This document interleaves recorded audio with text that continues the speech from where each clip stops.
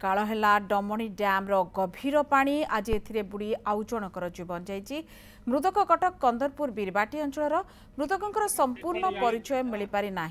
अपराह्न कटक और चौद्वार अंचल 4 जन सांग डमणी को बुलवा जाते डैम पानी रे गाधौवा समय गोड़ खसी जड़े सांग पानी रे बुड़ी जाते पाखे स्थानीय युवक पुलिस को खबर देवा पर स्थानीय पुलिस और अग्निशम बाहिनी घटनास्थल को जाते। अग्निशम बाहिनी बीएसएफ स्कूबा डाइवर सहायतार 10 मिनिट मध्य युवकों मृतदेह उद्धार करा जायतिला।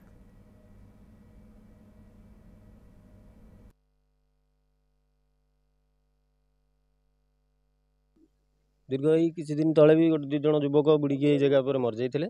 आसते पहरा शिखि नी कारण यहाँ घाई जगहटा तेणुक भी आर थरक भी एमती असुविधा जो होता से भी आम बोर्ड पाखे से गोटे बोर्ड मराई जो मैंने पहरा शिखि ना दयाकोरी ये जगह उपरको आसतु ना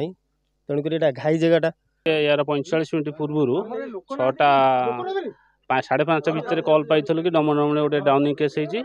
सांगे सांगे आसलु बीएसएफ सहित ऑपरेशन कलापर गोटे डेड बॉडी बर्तमान बाहरी आंबुलांस जगह पठाऊँ आम नियरेस्ट हॉस्पिटल को नहीं 3 जन सांग बोधे आसते सी कहते जो पिलाटी बुड़ी ता ना तो एपर्तंत सी सठिक से पाना जहाँ पिकु बोली ना कहते से फाजिलामी एवं यही बयसरू यही जो कार्यक्रम ये अंचल बा सारा अंचल बा किछि परिवार मध्य से हंतसत होउचंदी। गत वर्ष मध्य यहीपरि गोटे एक जीवन चली जाइथला